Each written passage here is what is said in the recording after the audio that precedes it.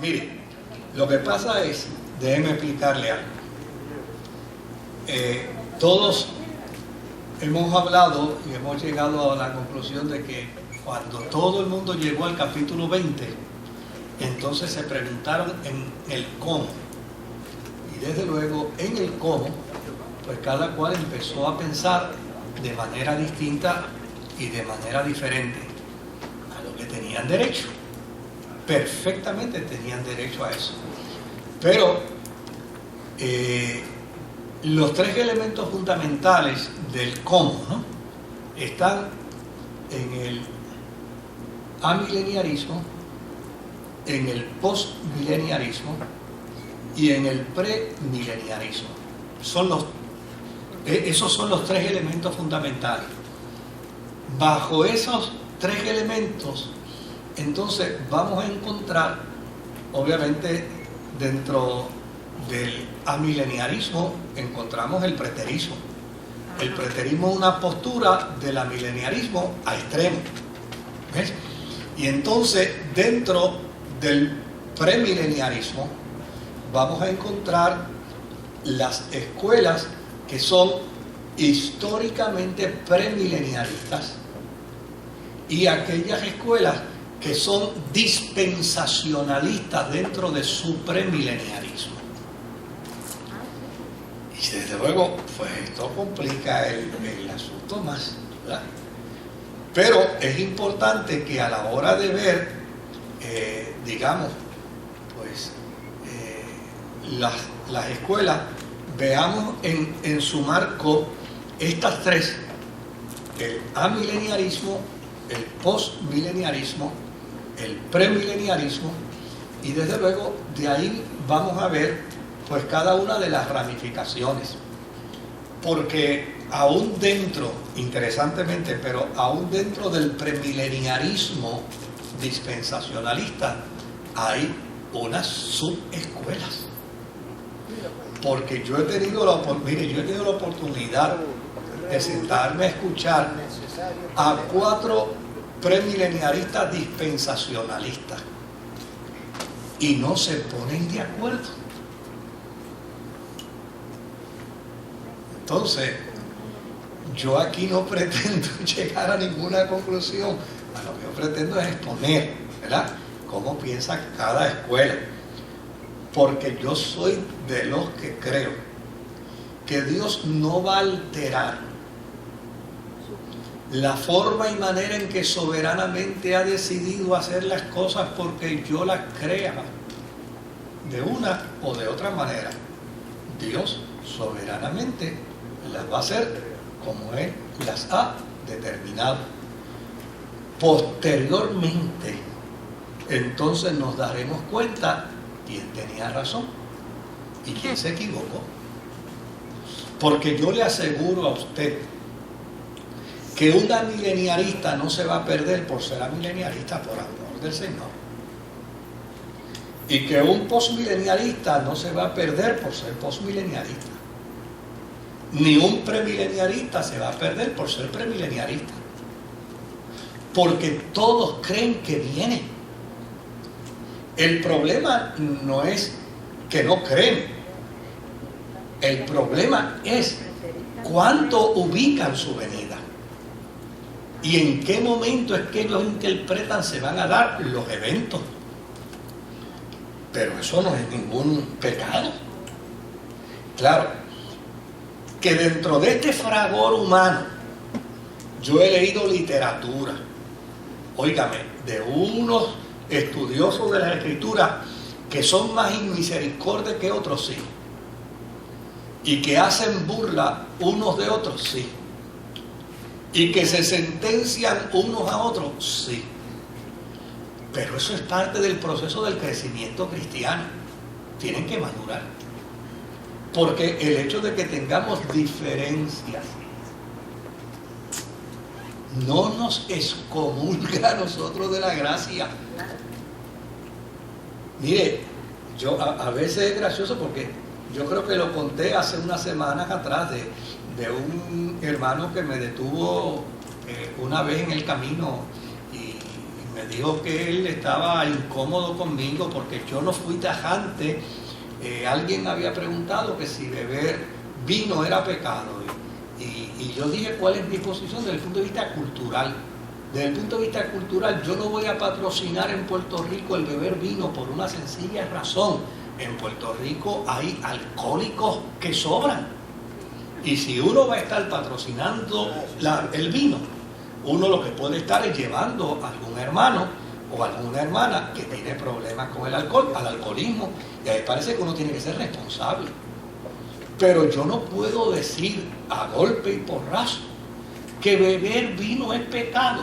¿Sabe por qué? Porque aquí no nos los bebemos, pero en Alemania, en España, en Europa se lo beben orando. En un culto de oración se lo beben. Entonces yo no puedo hacer juicio contra aquellos hermanos.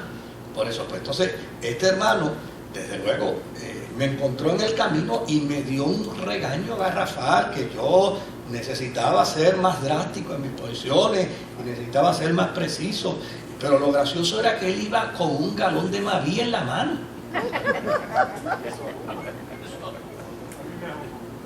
Y yo decía, pero mira qué gracioso, él lleva un galón de Maví en las manos. Y déjeme decirle, hay Maví que tiene más % de alcohol que un vino. Y yo al final le dije, mire, déjame decirte, a los que yo he visto cargar con una botella de vino, es apenas 1 litro lo que llevan. Tú llevas un galón. O sea, pero caemos en esa trampa. Y yo creo que ahí es donde no debemos caer. Mire, uno puede tener diferencias. Yo una vez escuché a un predicador predicar un sermón de 1 hora en contra de los calvinistas en una campaña. Pero eso era apaga y vámonos. Eso era de llamarlos hijos del diablo, que distorsionaban el pensamiento de la Escritura. Y mire cómo terminó su predicación. Cuando terminó su predicación dijo, Dios me ha mostrado que aquí hay 60 personas que se van a convertir hoy al Señor. Y yo tuve que empezar a reírme. Yo dije, pero este hombre ha estado 1 hora y pico condenando al calvinismo y terminó siendo calvinista. Y lo gracioso de eso fue que contó. Y cuando contó le faltaban como 18. Y dijo, no, el Señor no se equivoca. Él me dijo que eran 60 y hasta que no pasen los 60 yo no paro este llamamiento. Óigame, y aquello para mí era un espectáculo. Claro, no lo voy a condenar, pues a fin de cuentas, él quiere que la gente se convierta al Señor. ¿Y qué predicador no quiere que la gente se convierta al Señor? Pero ahórrate el insulto, el maltrato a nuestros hermanos calvinistas porque sean calvinistas. ¿Por qué hay que maltratarlos? ¿Por qué hay que insultarlos? ¿Por qué hay que cerrarle las puertas? ¿Por qué? Mire, si ellos han interpretado así, pues allá ellos con el Señor. Pero yo le aseguro a usted que nadie por ser calvinista se pierde. Y nadie por ser arminiano se pierde. Ahora, que a mí me gusta más la postura arminiana, claro que me gusta más. Pero que a veces siendo arminiano hay cosas que Calvino dijo que me gustan, pues claro que sí. A mí me hace sentido el planteamiento de Calvino en algunas cosas, porque a veces en el planteamiento del arminianismo en extremo no me hacen sentido. Por ejemplo, aquel planteamiento teológico que le hacía vivir a los cristianos en una vida cristiana de miedo y de terror, porque podían perder la salvación por cualquier cosa. Pues yo no creo en eso. Yo no creo que un cristiano pierde la salvación por cualquier cosa. Y tampoco creo que el Espíritu Santo se le va y vuelve, y se le va y vuelve, y se le va y vuelve, y se le va y vuelve. Se pasa el Espíritu Santo toda una vida intermitente. Yo no creo en eso. Entonces, a mí me parece que el justo balance del pensamiento cristiano, y el justo balance está precisamente en aquella ocasión cuando Jesús escuchó a uno de los doctos de la ley de aquel tiempo, y fíjense lo que le dijo: estás cerquita del reino. Estás cerca del reino. O sea, a mí me parece que aprendemos más dentro del marco de la tolerancia que dentro del contenido del tema.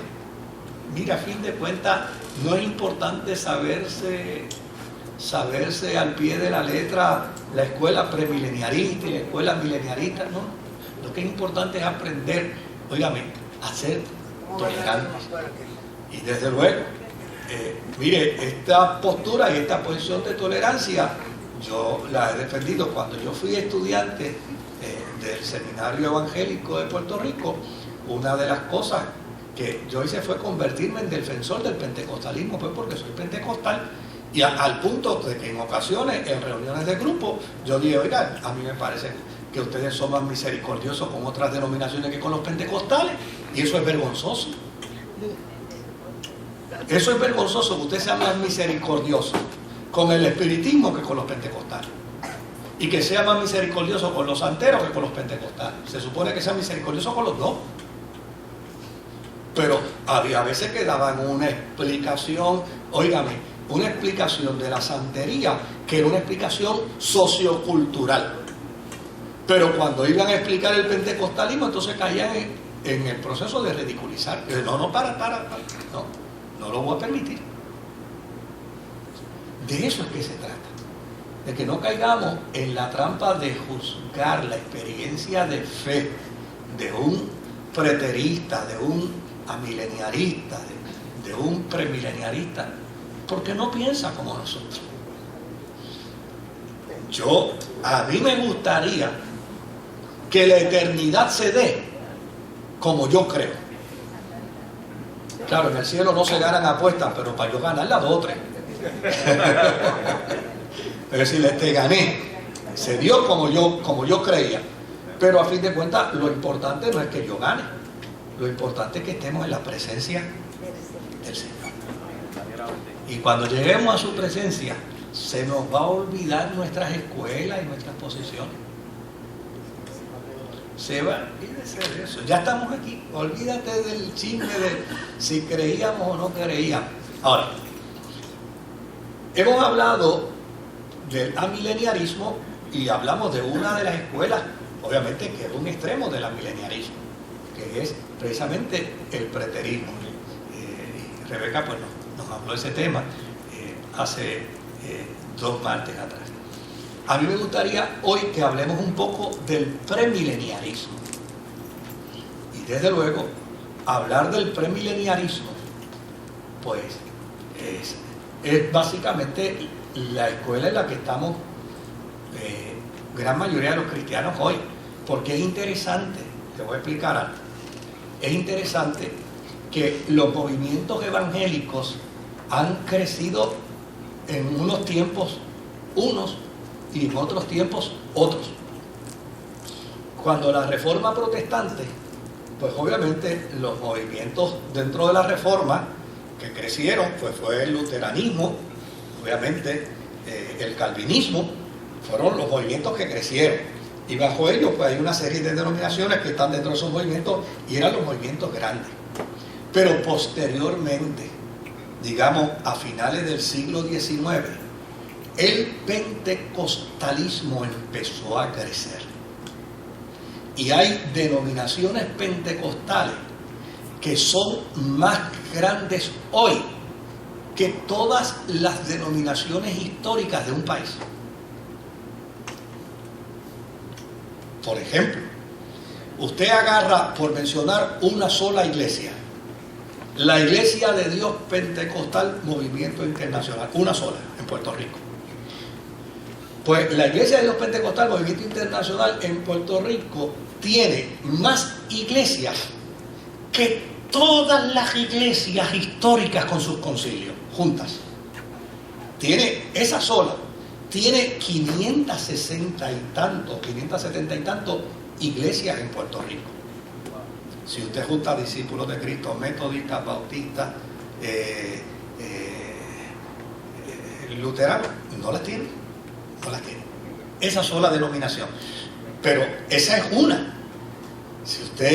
Si hablamos de la Iglesia de Dios, los famosos Vision Board, si hablamos de las asambleas de Dios, si hablamos de las asambleas de iglesia cristiana, Mire, en Puerto Rico, en esas denominaciones, hay 1000 y pico, casi 2000 iglesias. Entonces, cuando usted viene a ver, óigame, el pentecostalismo en Puerto Rico es el movimiento más grande. Pero no solamente en Puerto Rico, el pentecostalismo es el movimiento más grande en Centroamérica y en Sudamérica. Y el pentecostalismo, por su naturaleza teológica, es premileniarista. Por lo tanto, en el siglo XVI, el mileniarismo y el amileniarismo era el movimiento más grande. Pero hoy el premileniarismo es un movimiento fuertísimo. Y lo que es interesante es que por el carisma, muchas de las iglesias históricas han entrado a converger con la experiencia carismática y por ende han comenzado a postular planteamientos premileniaristas. Yo conozco cantidad de ministros de denominaciones históricas que cuando los escucho hablando, óigame, hablan de la venida del Señor como cualquier premileniarista. Y he ido a iglesias históricas donde ponen Cristo viene ya. Entonces, ese elemento histórico del momento lleva a pensar y entender que el movimiento premileniarista en este momento es un movimiento grande. Claro, ¿dónde se ha afectado? Pues dentro del movimiento carismático han comenzado a surgir una serie de pensamientos teológicos de prosperidad. Y esos pensamientos teológicos de prosperidad enajenan por completo el pensamiento que apocalíptico, escatológico. Y entonces, a pesar de que el premileniarismo en América Latina, en Centroamérica, en Sudamérica, es un movimiento grandísimo, y aún en Oriente es un movimiento grandísimo, aún cuando es grande, ese movimiento ha comenzado a tener una postura de declinación, porque alguna gente dentro del movimiento carismático se ha ido por la línea de la prosperidad. Y quien se va por la línea de la prosperidad, automáticamente abandona el premileniarismo para hacerse amileniarista. Me estoy haciendo entender en esta jeringosa, ¿no? en este santo jebulú, ¿verdad? Entonces, eso ha hecho que a pesar de que el movimiento es grande, por ejemplo, yo puedo, para no mencionar un nombre directamente, pero usted puede pensar en una iglesia en el área metropolitana, ¿verdad?, que sea de prosperidad, y usted va a notar que obviamente el enfoque de prosperidad no lleva bajo ninguna circunstancia a que se predique sobre el retorno de Jesucristo. Porque a fin de cuentas, ¿para qué? Si estamos bien, estamos en la tierra prometida. Esos elementos convergen dentro de este pensamiento teológico, dentro de este movimiento. Y claro, pues a nosotros nos pasa como pasó un tiempo en la historia de la cristiandad con el arianismo. El arianismo en la historia de la iglesia cristiana en unos momentos era condenado y se perseguía a muerte al que fuera ariano. Pero en otros momentos era como la historia del que sale a perseguir a alguien y después viene corriendo porque el otro lo está persiguiendo. En algunos momentos el emperador era ariano, le daba todo el poder a los arianos, entonces los arianos decían, ¡ay, ahora! Ustedes nos mataron, nos persiguieron, nos metieron a la cárcel, le vamos a dar la misma medicina. Entonces, eso está en la historia. Ahora, aparte de esto, ¿qué podemos decir? ¿Qué podemos decir del premileniarismo? Desde luego, si estamos hablando de premileniarismo, ¿qué estamos diciendo con ello? ¿Verdad?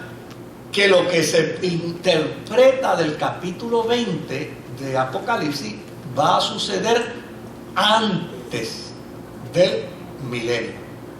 Si es amileniarismo, quiere decir que no va a suceder nada. Que ya necesariamente ya estamos dentro de la experiencia milenial. Y si es post-mileniarista, entonces quiere decir que los eventos del capítulo 20 de Apocalipsis van a suceder después. Ok, ahora, yo hacía tiempo que no escuchaba tantas sirenas como las he escuchado hoy. En todo lugar, parece que, bueno, puede ser que hoy se celebre en Puerto Rico el Día de Todo el Mundo a la Calle. Sí, es un proyecto que hace la policía de Puerto Rico precisamente para que la ciudadanía salga a la calle y anuncie que no estamos intimidados por el crimen ese. A lo mejor eso sea lo que promueva toda esta cosa de... ¿Ah? Sí, por eso. Bueno, el premileniarismo plantea la necesidad de utilizar el método literal. ¿Se acuerda que mencionamos que cada una de las escuelas interpreta de acuerdo a un método? Y desde luego, el premileniarismo dice que hay que ir a la Sagrada Escritura e interpretar de forma natural o de forma literal las Escrituras. Y desde luego, esta no es una escuela de ignorantes, es una escuela donde ha surgido, bueno, el primer argumento que hacen los premileniaristas es que la iglesia primitiva en sus inicios era premileniarista. Imagínense. De arrancada ellos dicen, no, nosotros estamos pensando como pensó Pablo, y estamos pensando como pensó Pedro, y estamos pensando como pensó la iglesia de Jerusalén. Entonces, ahí, con ese argumento, ellos empiezan con el pie derecho. ¿Se da cuenta? O sea, no es un asunto de unos ignorantes, como a veces uno puede leer de algún libro. Ahora, a través de los años, muchos exégetas que han trabajado con el tema se han declarado premileniaristas. Y yo tengo aquí un montón. Claro, no los voy a mencionar todos, pero puedo mencionar algunos que tal vez vamos a utilizar este martes y el martes que viene. Por ejemplo, Joseph Smith, Bengel, Goodwin, vamos a mencionar a Fleming, vamos a mencionar a Westcott, a Lightfoot y a uno que se llama Darby. ¿Ah? Scofield es otro, Riley. Sí, señor. O sea, ahí, entonces uno empieza a... Bendito, el mundo es bien amplio. Ahora, la interpretación premileniaria, desde el método de esa interpretación literal, pues como ya dijimos, fue sostenida por la iglesia primitiva. Pero más adelante apareció por parte de Orígenes el método ¿qué? El método alegórico. Y el método alegórico dio paso más adelante a la postura amileniaria de Agustín, que ya lo explicamos, ¿verdad? Pues todo eso se interpretó dentro del contexto. Estamos bien con el Estado, estamos bien con el imperio, todo el mundo nos reconoce, nos están devolviendo. Pues ya se cumplió el Apocalipsis, estamos en el milenio. Por lo tanto, lo interpretaron de manera circunstancial. Y para interpretarlo de manera circunstancial, lo interpretaban entonces de forma alegórica. Desde luego, cuando se da la Reforma Protestante, lo que es interesante es que Lutero se peleó con las indulgencias y se peleó con los planteamientos papales y clavó sus 96 tesis, pero Lutero no se peleó con la interpretación del Apocalipsis amileniarista, y ya necesariamente siguió igualito. Y Calvino también siguió igual. Así es que llana y sencillamente todo el aparato apocalíptico premileniarista adviene precisamente como un aparato literal. Pero hay un dato aquí interesante. bien interesante. Y es que estos premileniaristas dicen que desde la iglesia primitiva hasta Papias, que fue discípulo de Juan, Clemente de Roma, Bernabé, Hermas, Ignacio de Antioquía, Policarpo de Esmirna, toda esta gente era premileniarista. Y dicen que en el siglo II estaba Justino el Mártir, Melitón de Sardis, Egísopo, Tasiano, Irineo de León, Tertuliano, y todos ellos eran premileniaristas. Y dicen que Cipriano de Cartago, Cómodo, Neponte, Victorino, Lactancio, tremendo nombre para un muchacho, Lactancio, ¿verdad? Pues dicen que todos ellos en el siglo III también eran premileniaristas.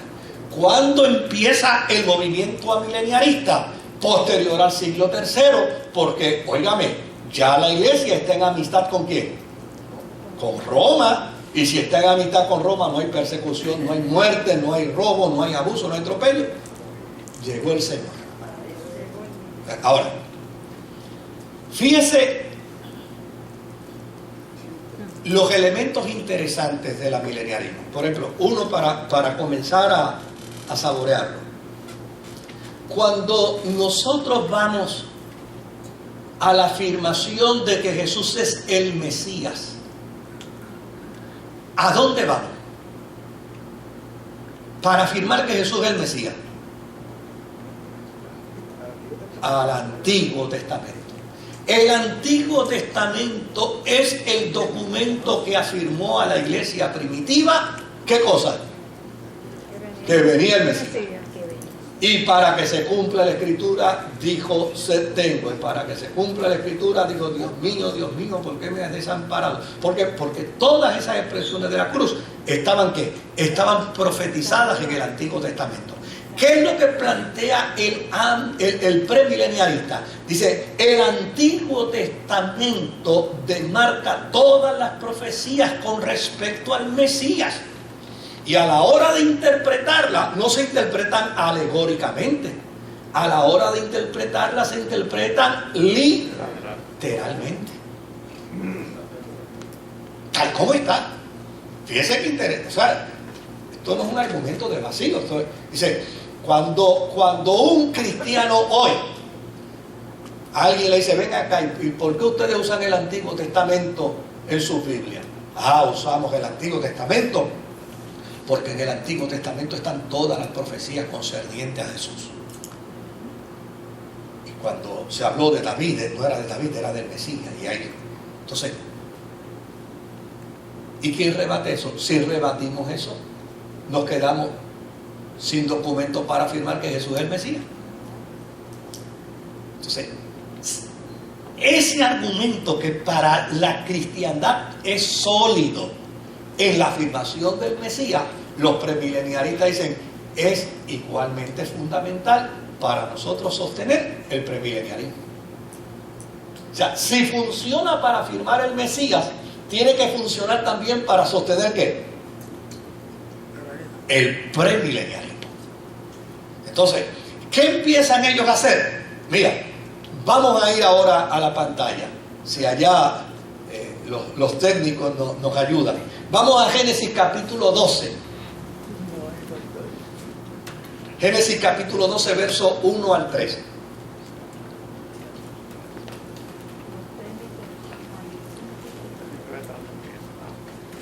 Ok, dice, el Señor le dijo a Abraham, deja tu tierra, tus parientes y la casa de tu padre, y vete a la tierra que te mostraré. Haré de ti una nación grande, y te bendeciré. Haré famoso tu nombre, y serás ¿qué? Una bendición. Y en el verso 3, bendeciré a los que te bendigan, y maldeciré a los que te maldigan. Por medio de ti serán bendecidas ¿qué? Todas las familias de la tierra. Mire, el teólogo premileniarista cree firmemente que toda la Escritura tendrá cumplimiento en sus profecías. Si está profetizado, tiene que cumplirse. ¿Eso lo decimos nosotros o no lo decimos? Bueno, si es de Dios, se cumple. Entonces, si está en la Biblia, tiene que cumplirse. Ahora, fíjese que aquí hay tres cosas que Dios le promete a Abraham. Número uno, haré de ti ¿qué? Una gran nación. La pregunta es, ¿Israel hoy es una gran nación? No lo es. Israel hoy es una nación, tiene todo, mire, todos sus ciudadanos están en todas partes del mundo menos en Israel. Y todas sus riquezas están en todas partes del mundo menos en Israel. En Israel tienen una poquita de riqueza. De hecho, los multimillonarios judíos pueden tener un apartamento en Israel. Pero el resto del tiempo lo viven en Nueva York. O lo viven en Europa. O en Alemania, en otro lado. Porque sus negocios están fuera. Por lo tanto, ¿qué dice aquí? Dice, los premilenialistas dicen, Dios le hizo una promesa a Abraham que a fin de cuentas todavía no se ve, no se ha cumplido. Por el otro lado, le hace una segunda promesa. Le dice, ustedes tendrán como posesión una tierra y esa tierra será suya. La pregunta que hace el premilenialista es, hoy, ¿Israel tiene todo su territorio? La respuesta es no. Al contrario. Hay territorio, imagínense, donde está el templo derribado, no le pertenece a ellos. Cuando usted vaya a Israel y vaya a la ruina del templo, usted va a descubrir que las ruinas del templo no le pertenecen a Israel, le pertenecen a los palestinos. Y la guardia allí es palestina, no es de Israel. Entonces, pues dice, eso no se ha cumplido tampoco. Y la otra es, de ti como nación vendrá una bendición universal. Y usted dirá, ¿y eso se cumplió? Querido, no, porque el cristianismo no arropa todavía ¿qué? Todo el mundo. No lo arropa.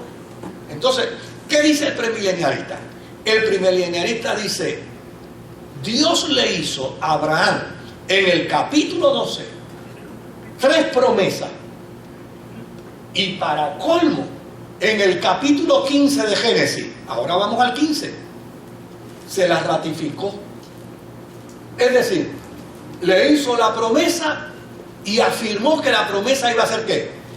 Iba a ser cumplida. Ahora, si vemos Génesis capítulo 15, del 9 al 17, Dios quiera que me dé el tiempo aquí hoy. Génesis 15, del 9 al 17, dice, el Señor le respondió, tráeme una ternera, una cabra y un carnero, todos ellos de 3 años, y también una tórtola y un pichón de paloma. Y seguimos por ahí. Abraham llevó todos estos animales, los partió por la mitad y puso una mitad frente a la otra, pero las aves no las partió. Verso 11, dice, y las aves de rapiña comenzaron a lanzarse sobre los animales muertos, pero Abraham los espantaba. Verso 12, dice, al anochecer Abraham cayó en un profundo sueño y lo envolvió una oscuridad aterradora.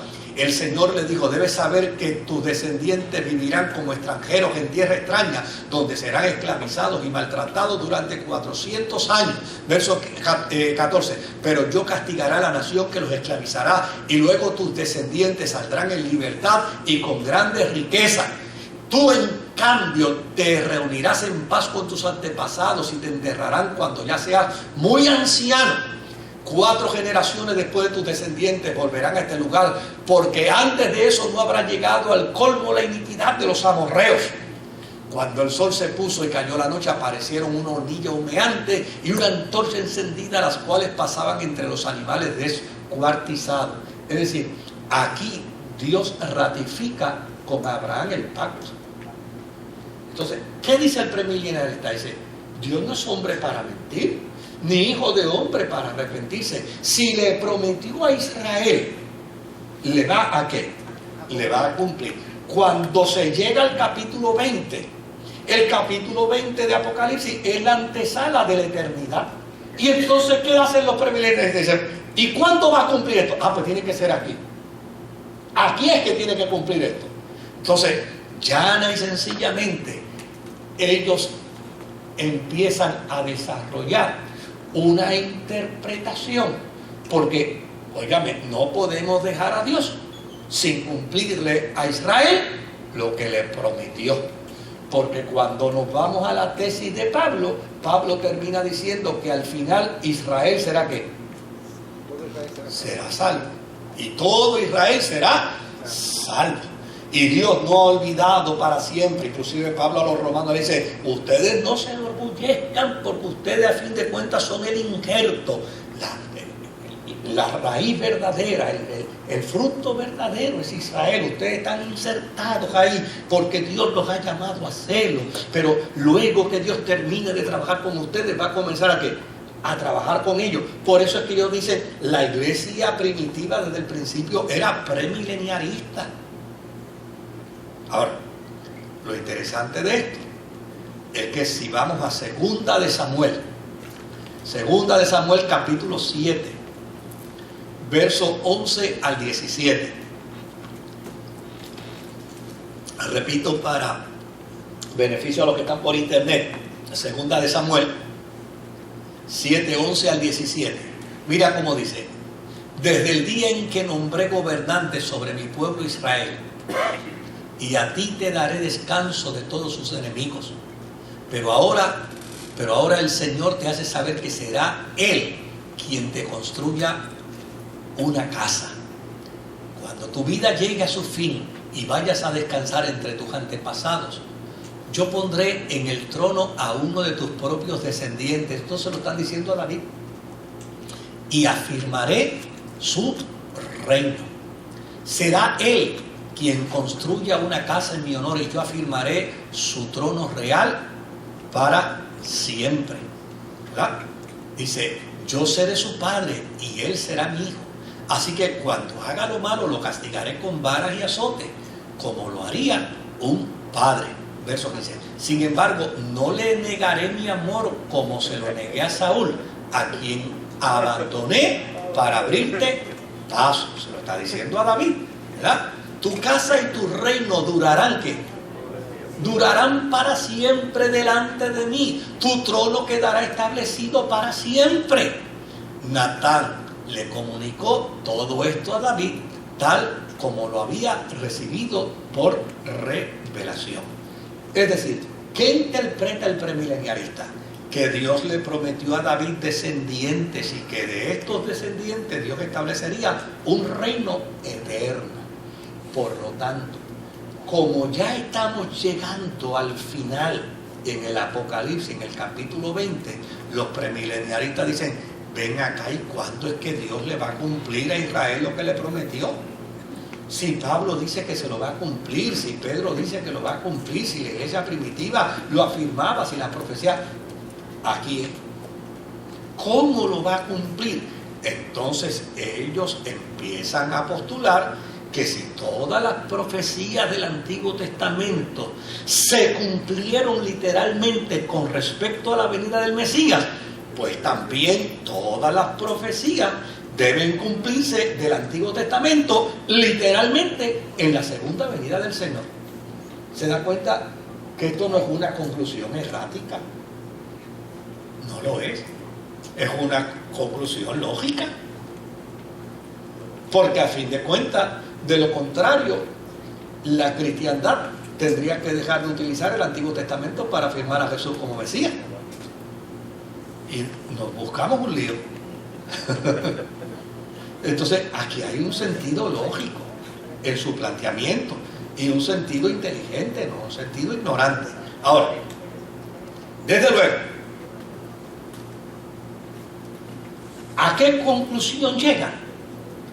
Pues ellos dicen: en el milenio es donde Israel va a estar presente. Porque si la iglesia va a estar en el milenio reinando con Cristo por 1000 años, Pablo dijo que también Dios cumpliría su promesa ¿con quién? Con Israel. Entonces, ¿dónde encajamos a Israel aquí? En el milenio. Es en el milenio. Y desde luego, usted y yo podemos estar de acuerdo con algunos premilenialistas en una cosa y con otras no, pero con eso no hay ningún problema, porque ni ellos mismos están de acuerdo a veces. O sea, eso no es ningún problema. Pero lo que es importante es que veamos que esto no se da en el vacío, que esto no es una pamplinería, que esto no son argumentos huecos, que cuando estos premileniaristas dicen Cristo viene, es porque tienen fundamento teológico. ¿Para qué? Para decirlo. ¿Eh? Claro, los amileniaristas también lo dicen, los postmileniaristas también lo dicen, pero ellos lo dicen en un sentido literal. Ellos lo dicen, Él vendrá antes del milenio. Y va a estar por 1000 años gobernando en la tierra, y en ese gobierno que tendrá en la tierra estará la iglesia con Él reinando. Porque aquí entonces empieza a buscarse todo pasaje bíblico, porque seremos reyes y ¿qué? Reyes y sacerdotes, óigame, y es un reinado milenial en toda la tierra. Por lo tanto, se van a necesitar muchos reyes y muchos sacerdotes, ¿verdad? Y se van a necesitar súbditos. Entonces, ¿qué es lo que plantea? La iglesia es la esposa del Cordero. Israel disfrutará de la eternidad, pero no disfrutará de los privilegios de la iglesia.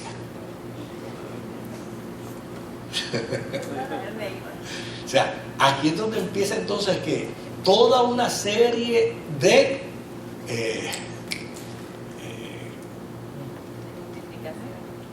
interpretaciones y de justificaciones de la iglesia. Dicen, mira, sí, Israel será salvo, pero Israel no tendrá el mismo privilegio que la iglesia.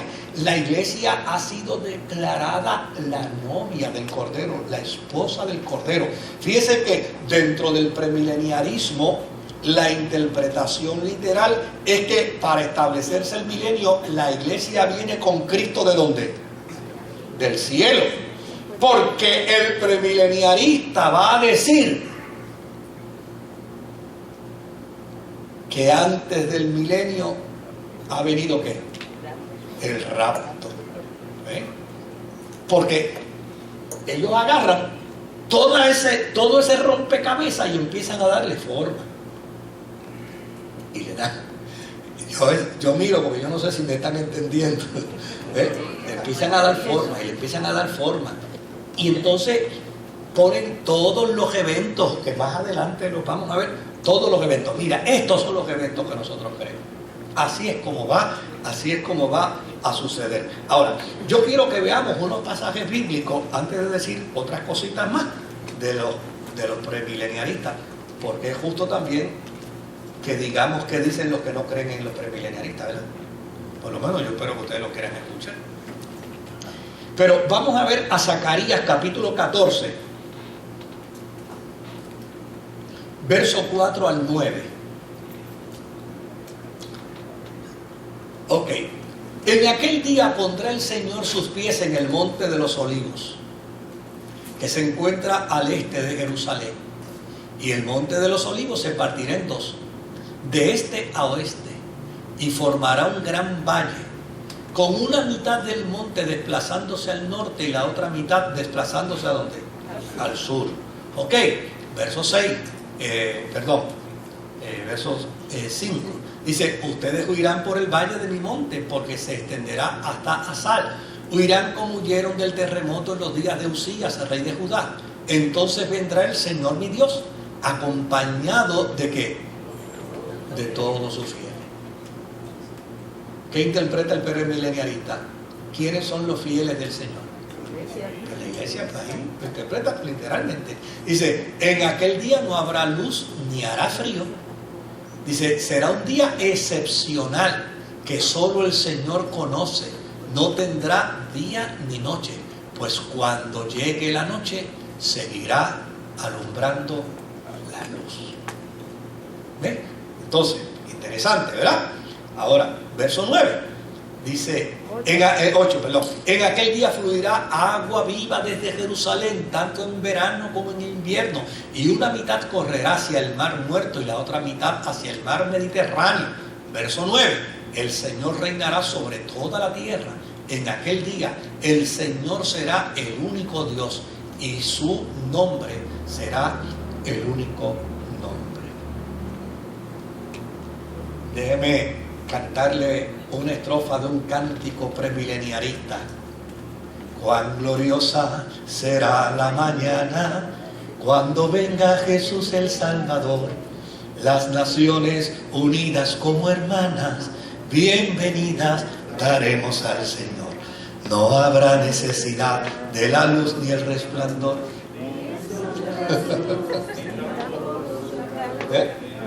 Eso es un cántico premileniarista sostenido en ¿qué? En el libro de Zacarías.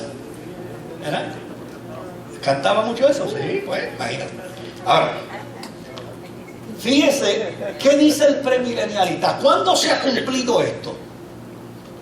Pues dice, eso no se ha cumplido nunca. Pues si nunca se ha cumplido, el que lo prometió, lo tiene que cumplir. Y como el capítulo 20 de Apocalipsis es lo último para la eternidad, dice, aquí es que se cumple. ¿Se da cuenta? Que por eso es tan importante. Yo una vez me encontré con un amigo, pues como yo le he dicho, yo no soy calvinista, pero yo tengo un respeto por el pensamiento calvinista. Y empezó a hablarme mal de Calvino y yo saqué un montón de libros que yo tengo de Calvino y le dije, mira, ¿tú has leído este libro? Mira este mamotreto de 1000 y pico de páginas, ¿tú lo has leído? Y este otro, ¿lo has leído? No lo he leído. Chico, entonces ¿cómo tú vas a estar hablando de alguien que ha escrito mucho más que tú? Tú no has escrito nada. Tan sencillo como eso. O sea, la gente empieza a disparar de la baqueta y empieza a decir, no hables así. Tú estás hablando de alguien que se dio a la tarea de producir teología y tú estás tirando piedras al aire. No hagas eso. Un cristiano disciplinado en el Señor no hace esas cosas. Pues yo respeto lo que tú digas, a lo mejor no estoy de acuerdo, pero no tengo por qué tirar piedras.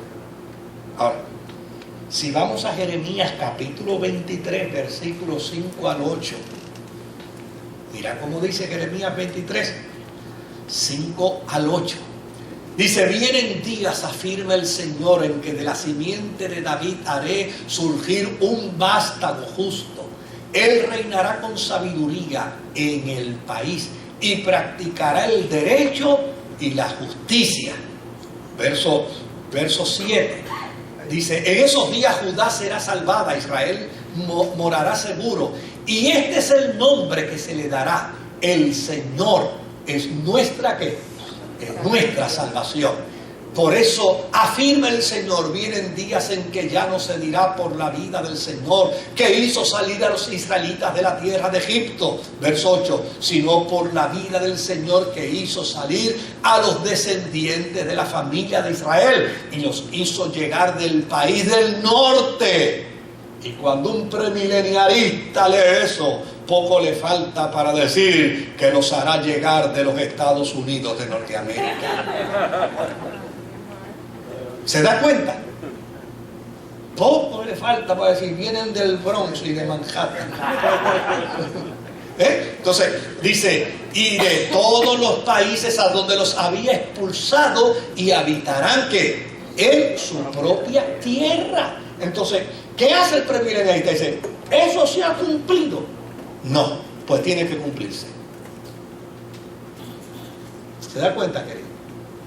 Entonces, el asunto hay que verlo con más precisión. A mí me encantaría que esto estuviera lleno de gente estudiando la Escritura, pero a fin de cuentas yo me siento tan feliz con ustedes y con los que nos ven por internet, porque hay gente que, pues, el conocer la Escritura parece que no es su prioridad de vida.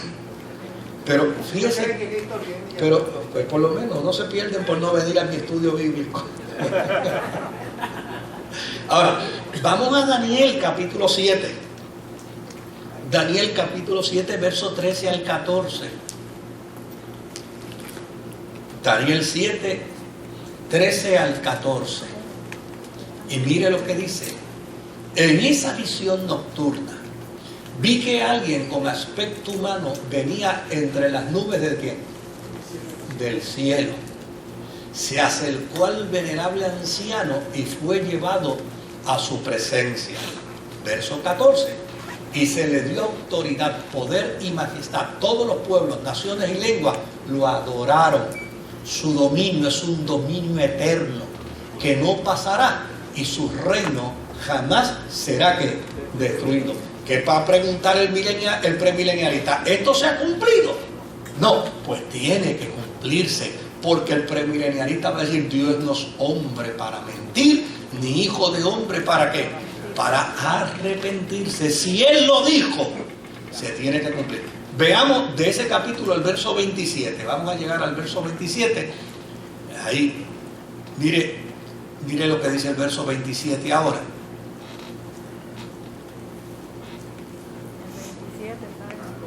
¿Ah? Trancó, está bien. Pues alguien que lo tenga por ahí, por verso Daniel 7, yo lo busco aquí rapidito. Las cosas son electrónicas y obviamente pueden producir todo eso. Pues claro, el que lo tenga primero que lo lea. Yo tengo que dar un montón de pasos aquí para... Ok, Daniel 7, 14 ya lo tengo. No me diga que yo lo busco más rápido aquí que ustedes. 7:27, está bien. Ok, aquí ya lo tengo. Después del 26 debe ser, ¿verdad? Entonces se dará a los santos, que son el pueblo del Altísimo, la majestad y el poder y la grandeza de los reinos. Fíjese cómo dice: entonces se dará ¿a quiénes? A los santos. ¿Qué dice el premilenialista? El premilenialista dice que Jesús vendrá desde el cielo. ¿Con quiénes? Con la iglesia. ¿Qué dice la profecía de Daniel? Entonces se dará a los santos, que son el pueblo del Altísimo, la majestad y el poder y la grandeza de los reinos. Su reino será un reino eterno y lo adorarán y obedecerán todos los gobernantes de la tierra. Querido, el premilenialismo tiene base sólida para sus planteamientos. Pero vimos el amilenialismo y también tiene. Sí, lo tiene. Y vamos a ver también el postmilenialismo y también lo tiene. Pero lo que no podemos negar es que el premilenialismo sostiene algo en su tesis que los demás lo niegan a media, pero no lo pueden negar completamente. Y es que ellos dicen: si para probar que Jesús es el Mesías hay que ir al Antiguo Testamento literalmente, entonces ¿por qué no probar que en el milenio estará la iglesia de Israel de la misma manera, literalmente? Si hay los pasajes bíblicos proféticos. Y sobre todo sobre profecías que ellos dicen no se han cumplido. ¿Ve? Claro, usted escuchará a veces, aún dentro de las filas pentecostales, que dicen: ya todo se cumplió. ¿Lo ha oído usted alguna vez? Lo que falta es el retorno del Señor. Estos son confluencias en las que entran algunos predicadores que hablan sin estudiar. ¿Eh? Porque el verdadero premilenialista va a decir: no, hermano, no todo se ha cumplido. Estas profecías faltan por cumplirse. Y tienen que cumplirse junto con la venida ¿de quién? Del Señor. Por eso son premilenialistas, que creen que antes del milenio, que es los últimos 1000 años que se estarán sobre la tierra, antes del milenio sucederán las cosas que faltan por suceder. Bien, ahora permítame saltar aquellos que dicen que el mileniarismo es un error. Porque si hemos hablado de los errores de los demás, pues hablemos de los errores, ¿verdad? De lo que dicen sobre el premileniarismo. Dice que hay 4 razones básicas para presentar al premileniarismo como un error de interpretación teológica. Y ellos dicen que uno de los argumentos de error del premileniarismo es que enseña que Cristo se levantará de su trono y saldrá del cielo 2 veces.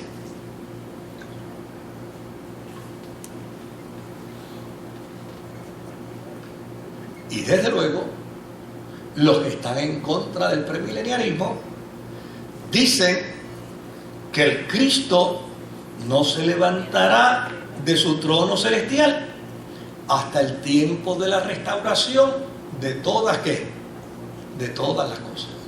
Eso lo vamos a explicar ya mismo. Déjenme decir las 4 y después entramos en el detalle, ¿no?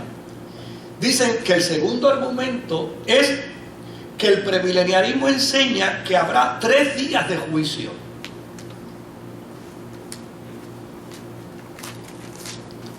Pero ellos dicen que la Biblia plantea un solo día de juicio.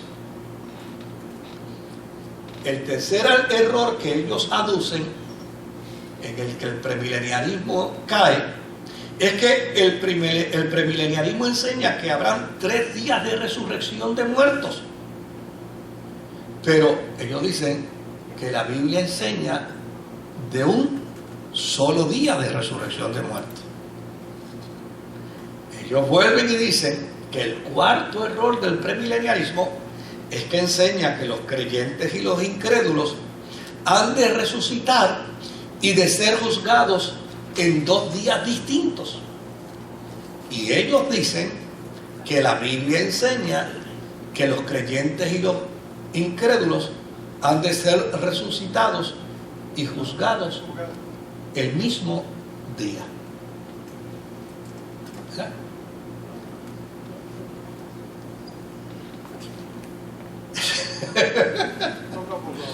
Cuatro argumentos, ¿verdad?, de interpretación por parte de los premileniaristas, que los que observan del otro lado dicen: no, ustedes aquí están equivocados. Pues mire, yo creo que en alguna medida, nadie tiene la verdad completa agarrada por el mango.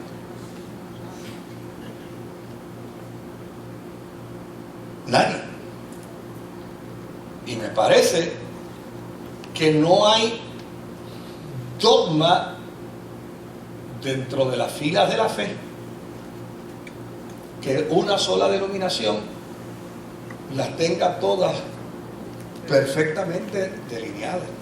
A mí me parece que esto está dentro del plan de Dios, para que así no caigamos en la soberbia, en la arrogancia, que entendamos, como dice la Escritura, por lo tanto, ser sobrios, que aprendamos a vivir una vida cristiana sobria, ¿verdad?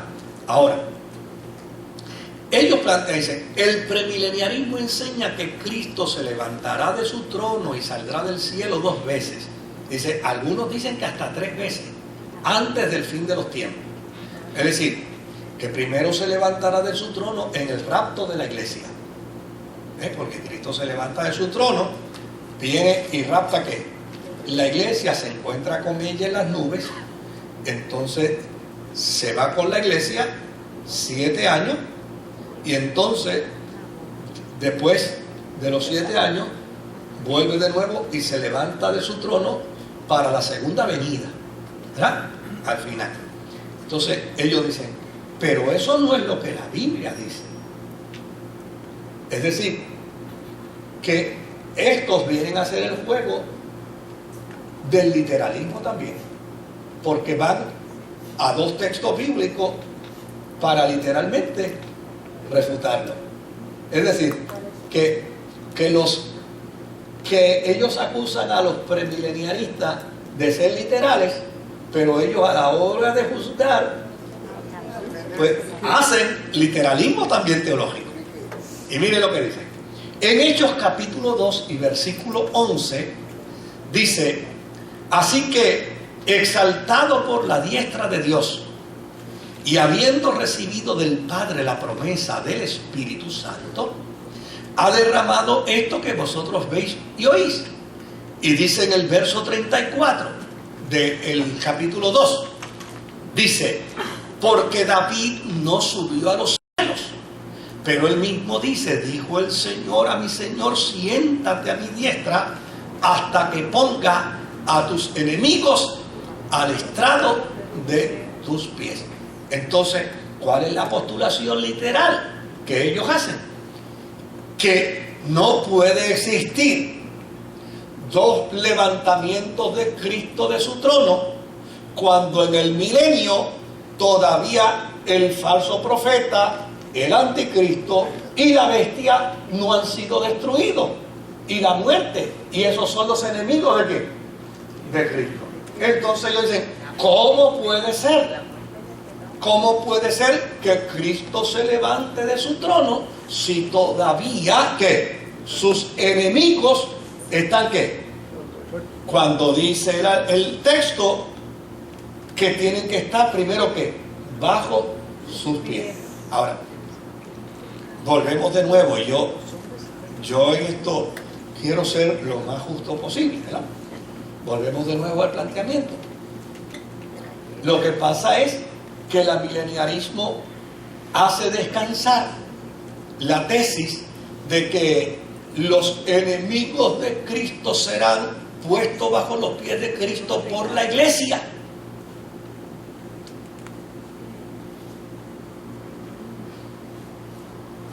Y desde luego, la gran dificultad que ha tenido la iglesia es que la iglesia siempre ha sido víctima del enemigo.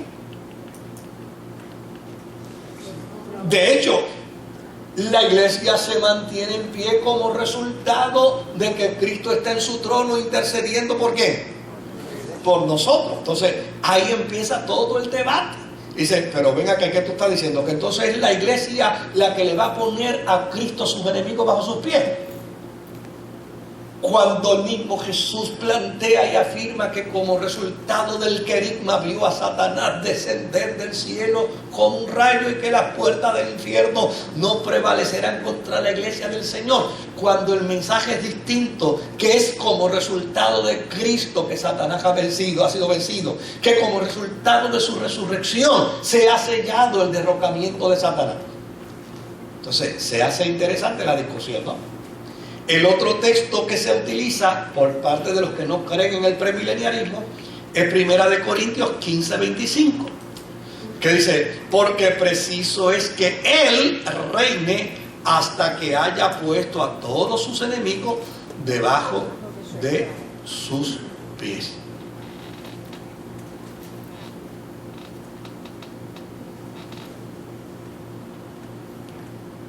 Usted decide. Vamos al segundo planteamiento. No, todavía queda algo más de él. Dice en Hechos capítulo 3 y versículo 20, dice: y el Dios Padre, ¿verdad? Enviándoles déjeme leer ya acá para, es que aquí está en versión Reina Valera, y estamos leyendo acá, dice: enviándoles el Mesías que ya ha sido preparado para ustedes, el cual es Jesús. Verso 21.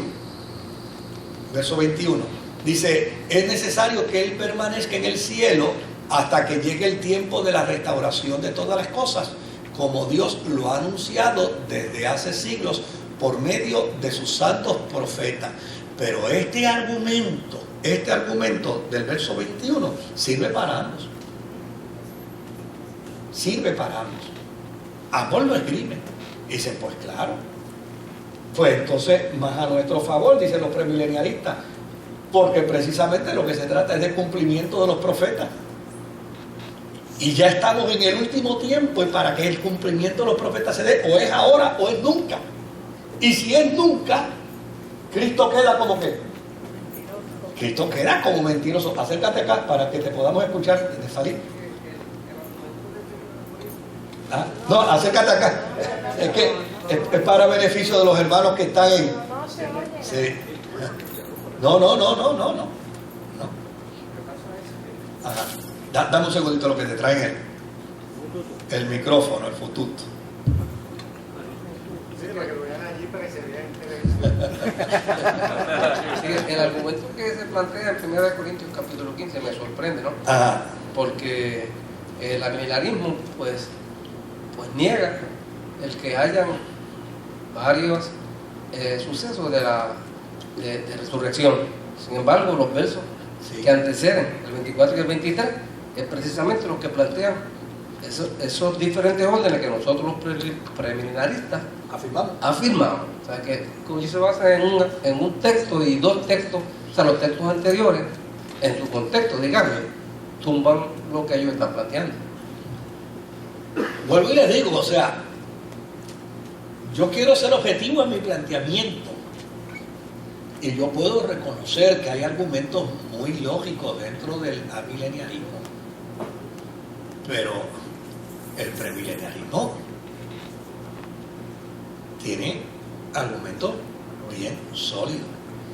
Que yo esté de acuerdo o no con el dispensacionalismo que sale del premilenialismo es otra cosa. Que puedo estar de acuerdo en algunas cosas y en otras no. Pero no puedo perder de perspectiva. O sea, si me quiero poner en una posición escatológica, yo tengo que ponerme en la posición premilenialista. Aún cuando algunos dispensacionalistas no me quieran. Me pongo ahí. ¿Por qué razón?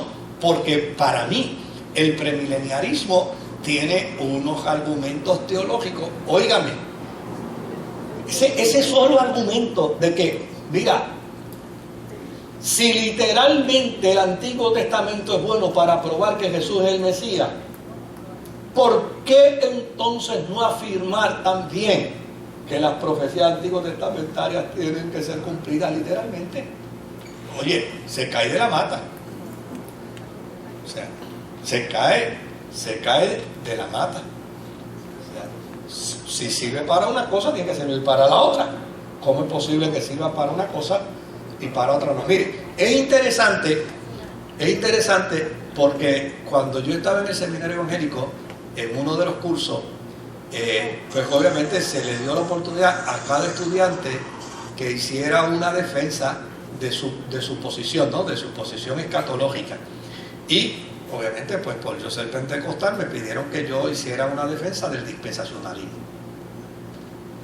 Y lo que es interesante es que, pues cuando yo hice el planteamiento del dispensacionalismo, el primero que me dijo, oye, eso está súper interesantísimo, fue el profesor, que es amilenialista.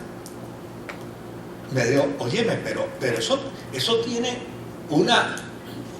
una estela lógica desde su inicio hasta el final. No olvidemos que el dispensacionalismo se da dentro del gran avivamiento carismático. Y una de las cosas que le adjudica a esa experiencia de interpretación, el carismatismo, ¿verdad?, es que eso fue parte de una revelación ¿de quién? Del Espíritu. El Espíritu nos reveló esto. Por eso el movimiento dispensacionalista creció tanto en el siglo XIX y el siglo XX, porque el pentecostalismo iba en ascenso y todavía es el movimiento religioso que más ha crecido a nivel mundial. Vamos a seguir viendo algunas cositas a ver si me da. Ya lo que me quedan son 7 minutos. Ahora, el premileniarismo enseña que habrá 3 días de juicio, ¿verdad? Y ellos dicen que el asiento de juicio del tribunal de Cristo en el cielo es solamente para la iglesia. Y que el juicio de las naciones o a las naciones es al comienzo del milenio. Y que el juicio del gran trono blanco es al final del milenio. Es decir, ellos dicen, los premileniaristas plantean 3 juicios. Y los amileniaristas dicen que eso es un error. Porque según Hechos 17:10, dice, Hechos 17:10, pero Dios, habiendo pasado por alto los tiempos de esta ignorancia, ahora manda a todos los hombres en todo lugar que se arrepientan. Y de ahí saltan al verso 31, donde dice, por cuanto ha establecido un día en el cual juzgará al mundo con justicia por aquel varón a quien designó Jesús, dando fe a todos con haberle levantado de los muertos. Ahora, por cuanto ha establecido un día en el cual juzgará al mundo con justicia. Desde luego, ese enfoque, volvemos de nuevo, es un enfoque literal. Porque están diciendo, si dice que es un día, es un día. Pues ese es el argumento precisamente de los premileniaristas, que dicen, no, nosotros afirmamos precisamente que si en el Antiguo Testamento dice que aquí hay una profecía sin cumplirse, se tiene que cumplir. Lo que es igual no es ventaja. ¿Ven? Entonces, se remontan a Romanos capítulo 12, 15 al 16, que dice, mostrando la obra de la ley escrita en sus corazones, dando testimonio su conciencia y acusándole o defendiéndole su razonamiento. En el día en que Dios juzgará por Jesucristo los secretos de los hombres conforme a mi evangelio. Y entonces el amileniarismo dice, es muy claro que Dios ha establecido un día, no 2 ni 3, pero es un planteamiento literal. O sea, ellos están defendiendo su posición con literalismo, no lo están defendiendo como el amileniarismo. Ajá.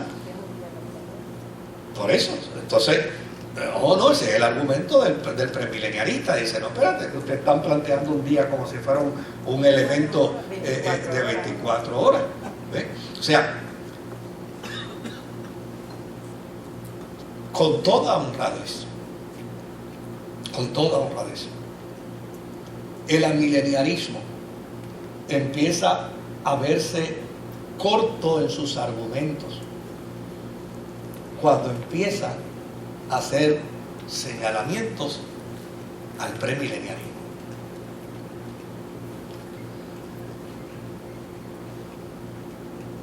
¿Qué es lo que plantea el premileniarismo? Claro, hablamos de que hay un premileniarismo histórico y que hay un premileniarismo dispensacionalista, y que dentro del premileniarismo dispensacionalista hay una serie de escuelas o de subescuelas que interpretan, ¿verdad? Y eso lo tenemos claro. Por ejemplo, todavía dentro del dispensacionalismo no se ponen de acuerdo todos los dispensacionalistas para pensar si la iglesia se va antes de la tribulación o si se va después. Algunos todavía están en esa discusión, ¿verdad? Y si los santos del Antiguo Testamento y de la tribulación al comienzo del milenio son Israel y la iglesia, ¿verdad? Todavía hay esa disputa, óigame, pero cuando uno mira los argumentos, uno percibe unos argumentos mucho más sólidos dentro del premileniarismo, y así como hace Neftalí.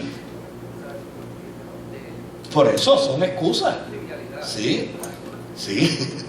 O sea, volvemos de nuevo. Uno empieza a mirar que el premileniarismo sostiene su tesis con coherencia en el 100% de sus planteamientos. El amileniarismo la sostiene en el 50%. Sobre todo, cuando uno empieza a mirar que la función amileniaria se dio como resultado de un problema que la iglesia necesitaba resolver con Orígenes y Alejandría. Alejandría no es otra cosa que Egipto, los cristianos de Egipto. Que desde luego los cristianos de Egipto, por Orígenes, habían desarrollado un sincretismo de interpretación escatológica. Y es como resultado de ese sincretismo que de interpretación no solamente escatológica, de interpretación crística, la gente de Orígenes creía como cree Nueva Era con respecto a Jesús.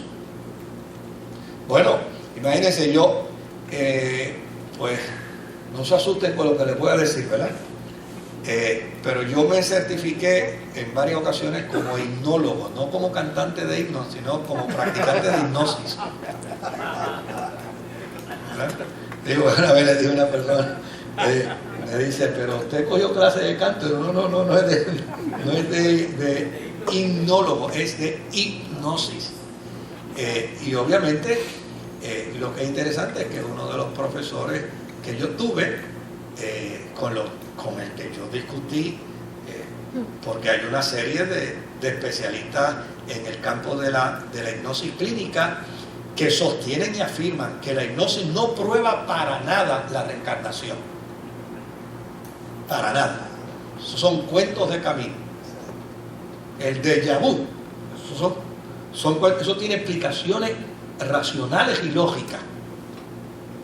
Pero no hay manera de plantear que a través de la hipnosis la persona se va. De hecho, hubo un experimento que se hizo en Alemania con una muchacha que se llevó a hipnosis y entonces empezó a llevarse a regresión, hasta que finalmente se convirtió en una hada, qué sé yo, de un país nórdico, y entonces pues todo el mundo se volvió loco porque imagínate, la lograron llevar a una regresión hasta sacarla de su espacio natural de vida y convertirla entonces en un espacio de reencarnación. Y los que sostenían eso pues utilizaron la hipnosis para ella, pero los que querían probar lo contrario se dieron a la tarea de la investigación, y en la tarea de la investigación descubrieron que el padre de esa criaturita, cuando ella era niña, le leía cuentos, y uno de los cuentos que le leía precisamente era un cuento nórdico de una hada madrina, qué sé yo ni qué, y desde luego a nivel del subconsciente esa criaturita seguía guardando eso, porque la mente es un gavetero que guarda un montón de información, y cuando se probó se acabó. Claro, cuando yo estoy discutiendo eso con mi profesor de hipnosis, ¿sabes? Al que le tengo que reconocer el respeto. Y al final, mire lo que me dice. Me dice, espérate un momentito, tú eres ministro. Le dije, sí, yo soy ministro.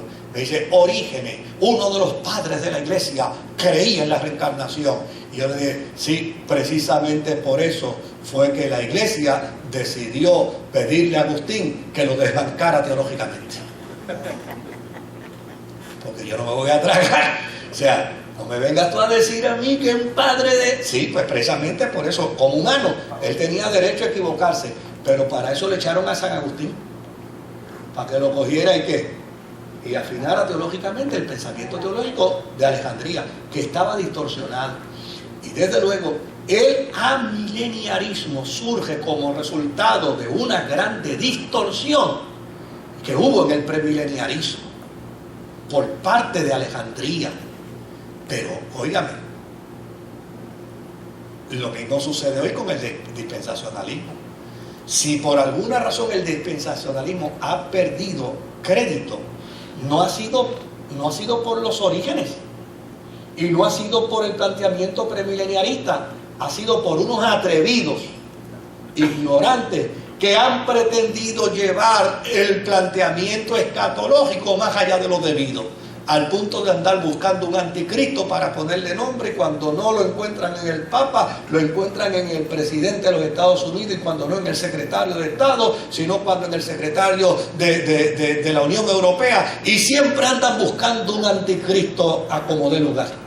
Pues esa gente irresponsablemente son los que le han hecho daño precisamente al dispensacionalismo que ellos postulan. Pero en sus orígenes, si algo tenía bien claro el premileniarismo, es que el día y la hora, eso no es asunto de interés de la iglesia. A la iglesia no se le mandaba a buscar fecha con respecto al retorno de Jesús. A la iglesia lo que se le mandó fue a estar preparada para cuando Él venga. Déjenme descansar, yo sigo. Me quedan 2 puntos, ¿no? Pero nos tomaría más de 20 minutos y yo creo que sería posible. ¿Algún comentario hasta aquí? Préstame un bolígrafo por ahí.